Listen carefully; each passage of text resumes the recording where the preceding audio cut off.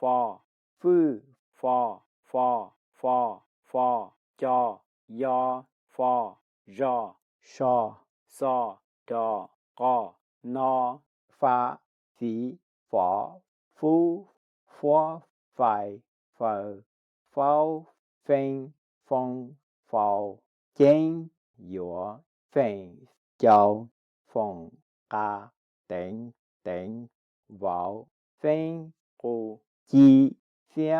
phong, công, trầu, phó, lỡ, gì, nên, dũa, phai, chúa, vị, ly, chả, co, phanh, đà, ly, có, cú, ua, nè, ti, lỡ, cha, tàu, chìa,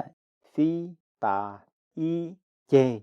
cầu, lờ, cú, chó, pha, mua, trâu, phanh, pha, kỳ, xia, đùa, tê, phò, phò, phụ, phử, phong, phanh, phanh,